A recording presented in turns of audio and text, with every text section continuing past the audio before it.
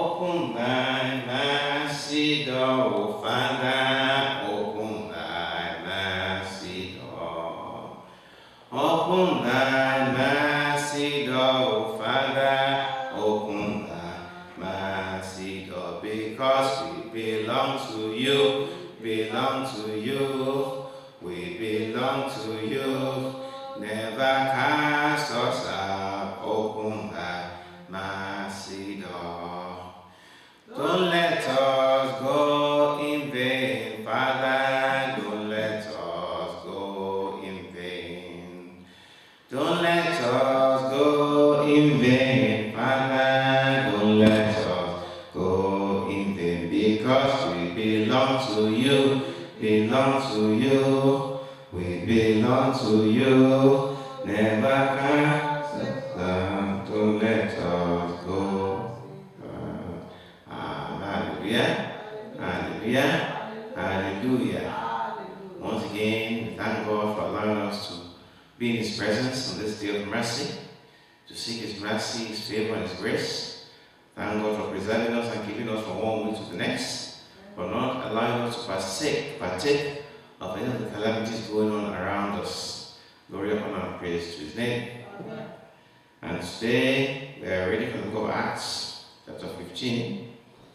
And the passage from verses 13 to 29, I think.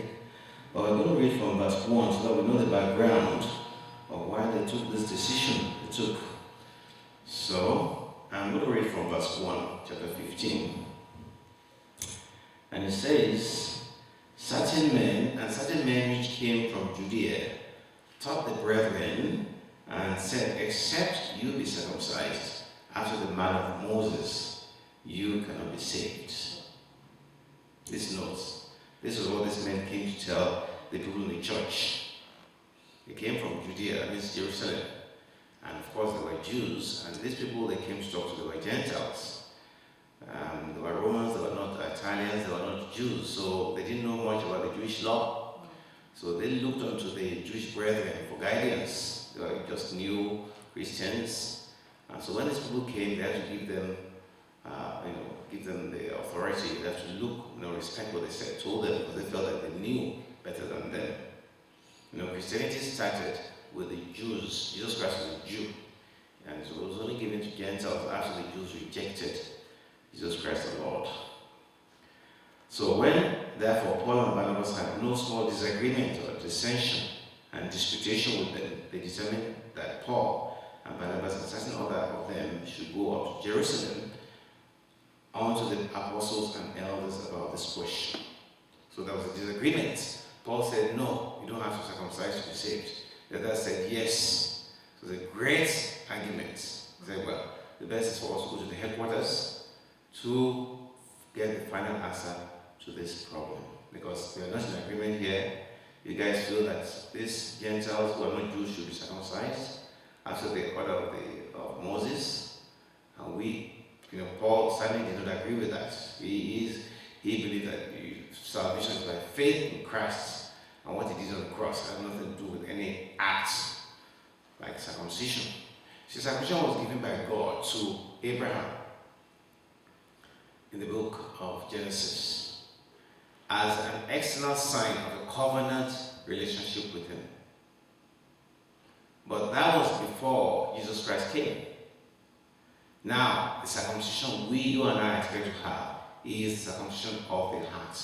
Why was that? Why did they choose circumcision? To show that, when you're circumcising somebody, you get rid of the redundant flesh. In other words, you get rid of the flesh and you leave the genuine or the true parts, which is really the spirits. So in the time of Abraham, God gave them that sign that all the people with him should be circumcised, and by doing that, come into covenant with him. That anybody who was uncircumcised was out of the covenant, out of the blessings, out of all the good things that God was prepared to give them. So circumcision was a sign that you're in covenant with God, but it was an external sign. And of course, God gave us a new covenant with the blood of Jesus Christ, which meant our sign now is internal, no more external. You see, you could be circumcised like most of the Jews are, but it doesn't mean you believe in Jesus, doesn't mean you're a righteous person. It was all an act, external. But God gave that before the new covenant. Now, the new covenant is of the heart. So that will give you a new heart, a new mind. Nobody will need to teach you, for you all know me. That's internal. See? So those Jews who came to tell them, they were still following the law of Moses. That was all they knew. They had not realized that Jesus Christ had come, and now things that were different. And that was the revelation given to Apostle Paul, which no other person was given that revelation. That now all the Jews, all the Gentiles are also welcome to come to God's presence, because Jesus Christ had died for them, and as long as they believed in his sacrificial death, they are all welcome to come to the new covenant with God. So the sacrificial now is not more longer external, but is now internal, which means the removal of the redundant flesh of the heart, the fleshly man, to leave the spiritual man. See? No longer that, because in the normal circumcision, they cut off the redundant flesh of the male organ, and they leave just enough. That just enough is the spiritual aspect of it. It symbolizes the spirit. So circumcision is cutting off the fleshly man and leaving the spiritual man. And that's through the born again experience. So I'm being brought in that way by the church. They passed through Phoenicia and Samaria, this is verse 3, declaring the conversion of the Gentiles, and they caused great joy unto all the brethren. So as they were going to the churches on their way to Jerusalem, they were going to the churches and giving testimonies how the Gentiles had come to accept Jesus Christ. They were Jews, but they were ministering to Gentiles. And when they were come to Jerusalem, they were received of the church and of the apostles and the elders, and they declared all things that God had done through them. But there arose up certain of the sect of the Pharisees, which believed, saying that it was needful, was necessary to circumcise them, amidst these Gentiles, and to command them to keep the law of Moses. So there are two things. These Pharisees are the religious people of the day. They were the ones, of course, that killed Jesus Christ, because they believed so much in the law of Moses. So they said, not only must these Gentiles, who are now new Christians, be circumcised, they must also keep the law of Moses. Now, the law of Moses started with the Ten Commandments, but the Pharisees added another 1,200 laws to them. Even they themselves will not keep the laws. Now they want the new converts of Christianity to start following those laws of Moses. Well, if that's the case, then why did Jesus have to die? The Bible says we are no longer under the law, we are now under faith. Because if you're under faith, Jesus Christ fulfilled the law on your behalf. So that you should obey the law, but you cannot be doing things like sacrificing animals and all these things that you should do in the law of Moses. That's what they wanted them to be doing. And Paul said, no, you don't have to do that. Once you accept the sacrifice of Jesus Christ, that he died for you on the cross, that's all you have to do. Believe in that, and that's true. Because Jesus Christ said, I came to fulfill the law, not to change it. So if he came to fulfill the law, that meant that all the sacrifices, all the animals sacrificed, they were fulfilled in him by his death. He was the scapegoat, he was that lamb. So you and I don't have to go through that again, because Jesus Christ did it for you and I. He fulfilled the law for us, so that when we believe in him, we come under his blood, then all those sacrifices have already been fulfilled for you and I. We don't have to go over it again or do them again. That's why it's so foolish when you have people in this day and age going to kill cows and rams and bathing with blood and all these things they're doing to have victory in their lives. You don't have to do that. If you are a born again believer, you don't need to do that. Even if you're not born again, that's a waste of time, because Jesus Christ already fulfilled the sacrifices. You don't have to do that again. And I know many churches still do that in Nigeria and other places. So these Pharisees opposed Paul and said, no, they had to be circumcised and also follow the law of Moses. So the apostles and the elders came together to consider the matter. It was a big meeting in the headquarters in Jerusalem. All the apostles, Peter, James, and they said, well, there's an argument going on right now. We need to solve this issue, because there's a big argument we have to settle once and for all. So when there had been much disputing, Peter rose up and said unto them, men and brethren, you know that how that a good while ago God made choice among us that the Gentiles by my mouth should hear the word of the gospel and believe. Now, what was he referring to? He was referring to the time when God sent him to the house of Cornelius, that Roman centurion, and how as he was invited by Cornelius to come to his house to tell him the words of this life, which is the message the angel told Cornelius to send to Peter.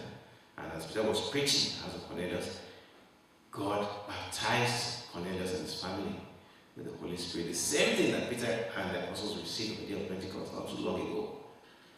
God showing Apostle Peter that there was no more difference between the Jews and the Gentiles. Now that they were all the same because of the blood of Jesus Christ. That's what we're referring to, that how by his mouth God or the Gentiles believed after preaching the gospel to them. And God, which knows the hearts, bear them witness, giving them the Holy Ghost, even as he did unto us. See, go to Acts 10:44. Acts 10:44. So the same Holy Ghost that Peter received, the apostles received a few days back. These Gentiles who are not, really Christians, they received the same thing. Okay, Acts 10:44. Yeah. Acts 10:44. Yes. While Peter was speaking these words, the Holy Spirit fell upon all those who heard the word, and those of the circumcision who believed were astonished, as many as came with Peter, because the gift of the Holy Spirit had been poured out on the Gentiles also. See? The people there were surprised because they never thought the Gentiles would ever have any share in God. That was the way they were brought up. They looked down the Gentiles. Even now, Jews don't mix at all with Gentiles. Even in this Winnipeg, that the Jewish community, they don't have anything to do with outsiders. They have their own markets. They have their own banks. They go to the same place. They do not mix at all. They've always been like that. That's the way they were brought up. That's the way Moses told them that the Gentiles are unclean. They should not have anything to do with them. But when Cornelius sent for Peter, just before the men had arrived at Peter's house, God showed Peter a vision where he saw these unclean animals. They lowered it in a baskets, and he had a voice, Peter, get up and kill and eat. And he said, no, Lord, I've never eaten anything unclean before. He went into a trance. And the second time they lowered it, said the same thing. 3 times he had that experience. And finally God told him, Peter, don't call unclean what God has cleansed. Now that vision represented the Gentiles, all those unclean animals, snakes, crocodiles that he saw, they were the Gentiles. But God showed him that vision to let him know that these people who you people look down as unclean, I have cleansed them. They are the same with you. You see? So when Peter realized that, then he agreed to go to the house of Cornelius. Otherwise, he never have gone. Because to a Jew to enter the house of a Gentile is like abomination. It's like you are really defiling yourself if you ever enter the house of somebody who's not a Jew. You know? That was what the law stated. That was what Moses told them. So they were shocked that the same thing they received when they thought about the people who owned God, the same thing was poured out on these Gentiles who didn't even know you are God. See? Giving them the Holy Ghost, even as he did unto us, and put no difference between us and them, purifying their hearts by faith. You see? Purifying their hearts by faith. It's the faith that made the difference. They didn't have to do anything for that baptism of the Holy Spirit. They didn't have to be circumcised. They didn't have to obey any law of Moses. It was simply by faith in Christ and what he did on the cross that gave them that entrance to the Holy Spirit. Romans 10:12. Now, therefore, why tempt ye God to put a yoke upon the neck of the disciples, we neither our fathers nor we were able to bear? Now, when they said yoke, a yoke is what they put on the neck of the cows, and they drive them to pull the cultivator to cultivate the ground. It's a very heavy wooden thing that forces them to bow their neck and they have to pull it. So Peter was saying, why do you have to put this yoke? It's like a heavy burden on this newcomers. Tell them to go and obey the law of Moses. That even us, we will not be able to observe and keep them. Okay, Romans 10, 12. For there is no distinction between Jew and Greek. For the same Lord over all is rich to all. Call upon him. Yes. Let's see, there's no distinction. And go to Acts 10, 15 and 28. It's a very important thing we're discussing today because many people don't know who they are in Christ. And because of that, Satan is kicking them all over the place. They don't know their rights, they don't know their covenant rights as children of God. And they think they're inferior when they're not. Go on. Acts 10, 15 and 28. 15 and 28. And a voice spoke to him again, the second time. Yes. What God has claimed was not called common. This was verse 28. Yeah. Then he said to them, you know how unlawful it is for a Jewish man to keep company with or go to one of another nation. But God has shown me that I should not call any man common or unclean. See, before Peter had that vision, he was like the rest of the Jews. They looked down on anybody else who was not a Jew. They felt like they were very unclean. Even talking to you was like a sin. But after that vision, after the experience he had where the Holy Spirit was poured on these Gentiles, Peter was convinced that God had indeed accepted the Gentiles. And so he said, purify the hearts and faith. He said, but we believe that through the grace of the Lord Jesus Christ we shall be saved even as they. Please note, we believe that through the grace of our Lord Jesus Christ we shall be saved even as they. In other words, it was not their works or whatever they had done. It was not because they were Jewish, it was not because they were circumcised, it was not because they had obeyed the law of Moses that they were saved. It was purely by the grace of our Lord Jesus Christ. That was how they were saved, and that's how Peter said they also were saved. Go to Ephesians 2 verse 8. It's very important because many people believe that their salvation, which means your entrance into heaven, is based on your works. How good you are, how much money you give to the church, how much money you give to the poor people, whether you have to, all these charitable acts. There are many, many Christians, millions of Christians who believe that that is the way to enter God's kingdom. 2 verse 8, yes. For by grace, you have been saved through faith. And that not of yourselves. And not of yourselves. It is the gift of God. It is the gift of God. Salvation is a gift. All you can do is receive it. You cannot earn it. You cannot work for it. You cannot inherit it. Very important principle. Because there are many people, many Christians who believe that based on their works, they will enter the kingdom of heaven at the end of their journey on this earth. And that's a great life in the pit of hell. I mean, someone like Bill Gates would qualify to go to heaven based on his money. All he has to do is give millions of dollars to the church, to poor people. Already he's doing a lot of that. He's spending billions on vaccination and all that. And he can say that, yes, I spent $45 billion to help humanity. So because of that, I should make heaven. But he'll be wrong. He'll be wrong. Nobody can save themselves based on their works. Because your works cannot get you to heaven. It's only through the blood of Jesus Christ. And that's the grace of God. So all the multitude kept silence and giving audience to Barnabas and Saul, declaring what miracles and wonders God had done right among the Gentiles by them. After held that peace, then James got up and began to say, men and brethren, listen to me. Simon has declared how God at the first did visit the Gentiles to take out of them a people for his name. That was what it refers to, how Peter went to preach in the house of Cornelius, Acts chapter 10.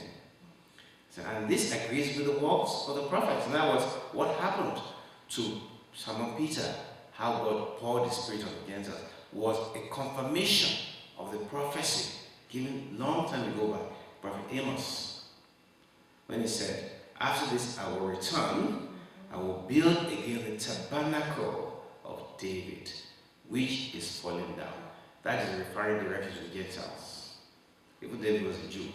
And I will build again the ruins thereof, and I will set it up, that the residue of men, and I'm talking of the Gentiles, the residue of men might seek after the Lord, and all the Gentiles upon whom my name is called. Say the Lord, who doeth all these things. Know not God that all his works from the beginning of the world. So the first part refers to the salvation of the Jews, when it says the tabernacle of David, which is falling down. That was, by the time Jesus came, the Jews were scattered, they didn't believe much, they were far away from God. But God said, I'm going to rebuild that tabernacle. It's like a tent that contains the Jews, which is now falling down, maybe because of the rain or whatever, it's falling down, everything is disorganized. God says, I'm going to rebuild it up again. Talking of the salvation through Jesus Christ, the Lord, that the Jews might come to know him. You see? I will build again the ruins thereof, and I will set it up. Why? That the residue of men, that was other men apart from the Jews, which are the Gentiles, might, when they see God, seek after the Lord. You see? When they see what I'm doing with the Jews, they will want to know me. And then finally confesses that all the Gentiles upon whom my name is called, the Gentiles who would listen and observe and obey me and believe in me, they shall also receive that salvation. Saith the Lord who doeth all these things. So this is a prophecy which Prophet Amos had given hundreds of years before, and which was fulfilled in the book of Acts. See, the Bible explains the Bible. That's why Jesus Christ said, the law and the prophets spoke about me. That's what he said. From the book of Moses, all through Jeremiah, Ezekiel, Malachi, they all spoke about Jesus.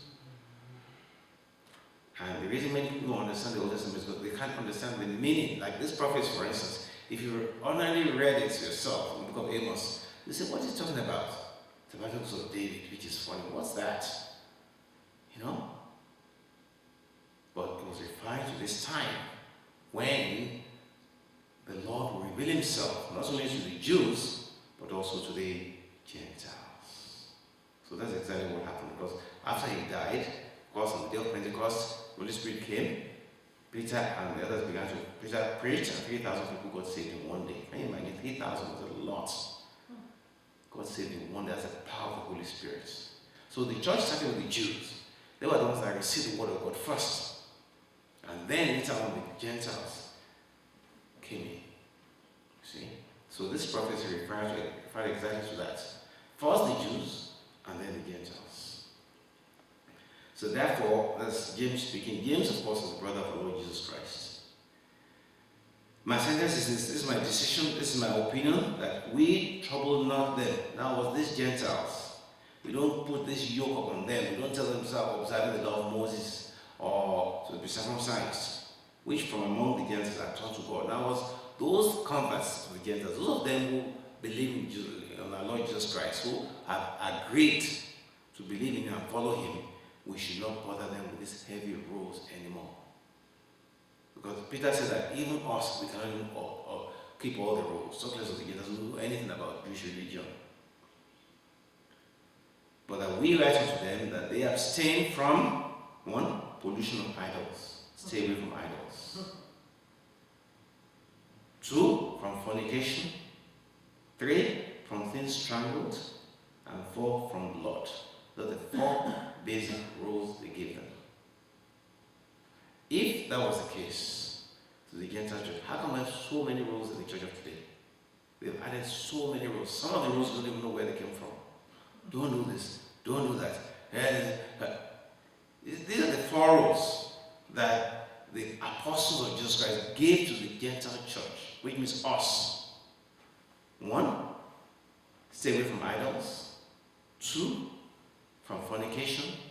By that statement alone, 90% of the church is convicted. 3, from things strangled. Why do you say things strangled? Because that's what they used to sacrifice the animals. They would strangle them and put them before the idols. And finally, from blood. So the 4 revelations are given. Nothing about circumcision, nothing about observing the law of Moses, nothing else. In fact, these 4 rules, really, anybody could have given them. They said idols because idolatry is one of the things God hates most. And that can be in any form. If you are going to go to another God for help, worship another God in your house, whatever, you are really going to get God to be angry at you. So it's very important. That was the first law in the Ten Commandments. I shall not follow any other God apart from me or bow down to them.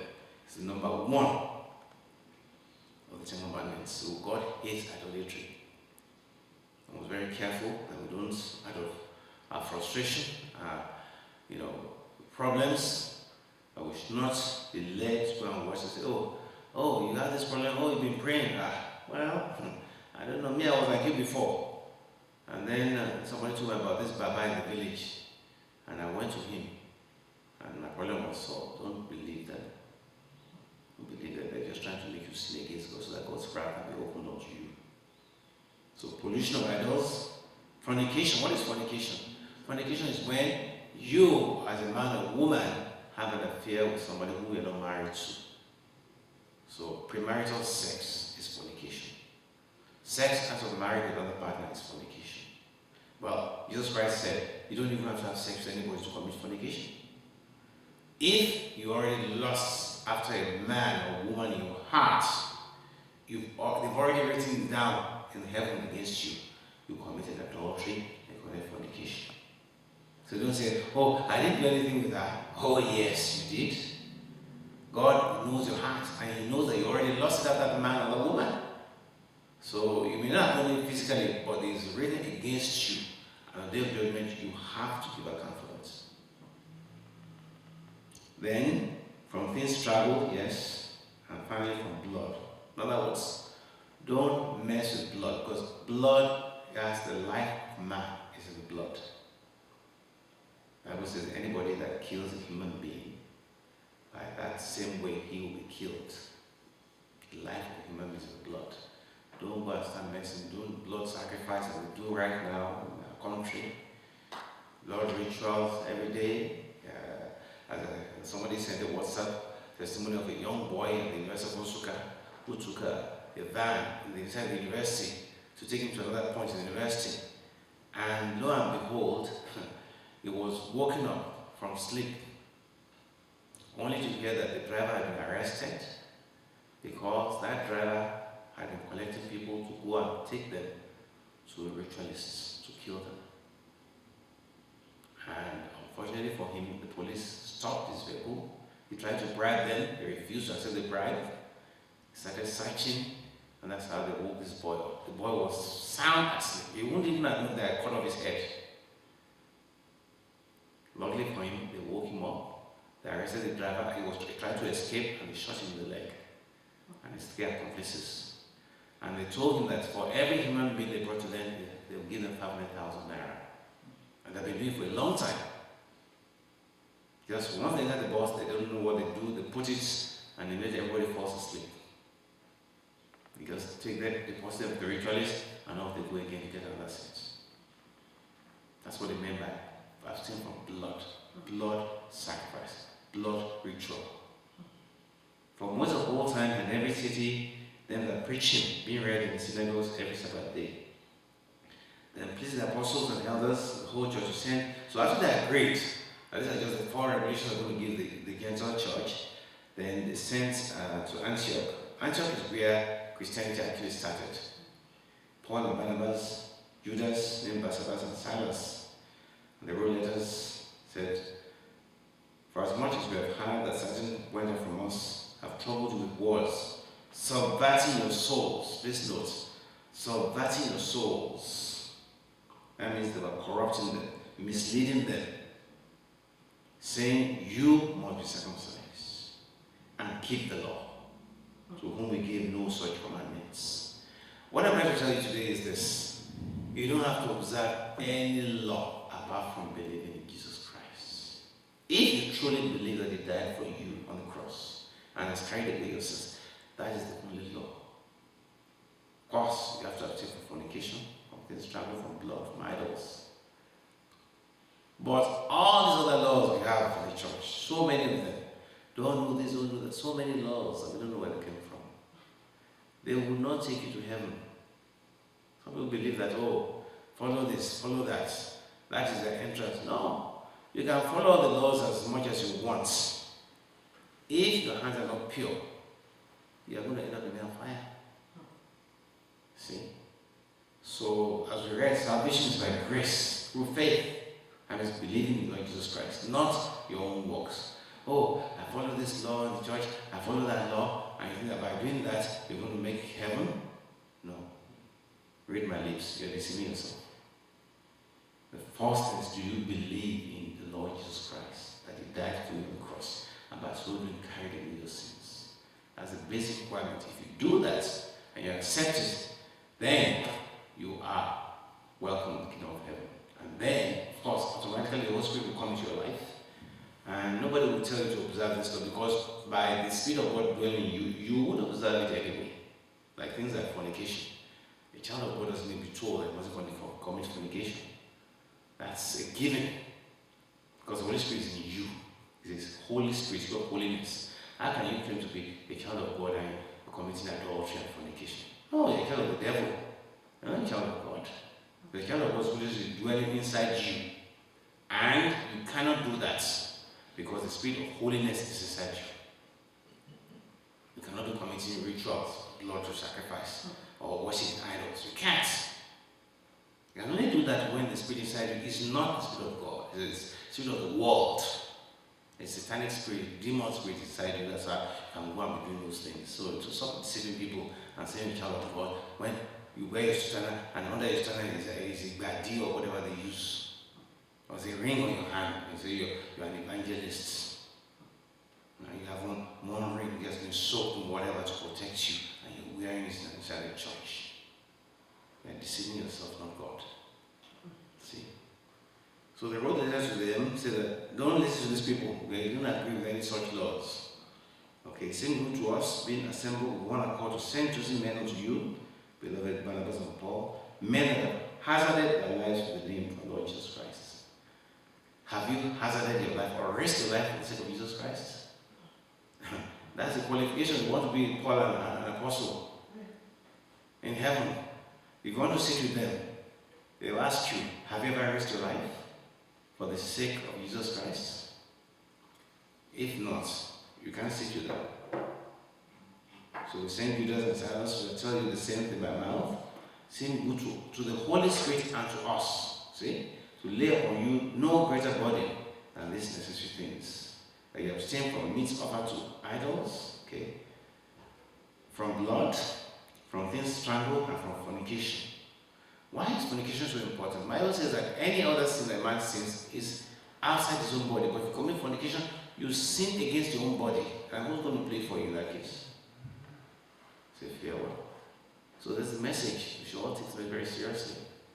We should not believe in acts that our works shall save us. No, you're saved through faith, through believing in Jesus Christ, and by the grace of God. And if you're saved by the grace of God, the Spirit of God is living in you, you will not, nobody needs to tell you to abstain from blood, to abstain from idols, to abstain from fornication, or things strangled. You will do it automatically because the Spirit of holiness is dwelling inside you. Let us pray. Jehovah. Jesus Christ, being my help, the God of all truth, we thank you for the truth is going to our sight. Your word declares that your word is a lamp unto our feet and a light unto our path.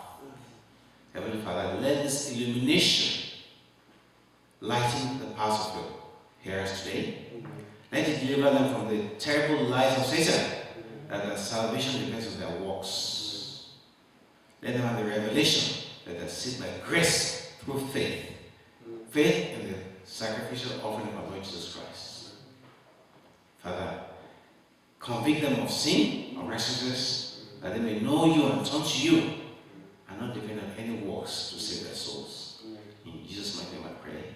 Amen. Amen. Amen. In Jesus' name. Thank you, Lord, for the precious words of life, come to minister to you and I. As we go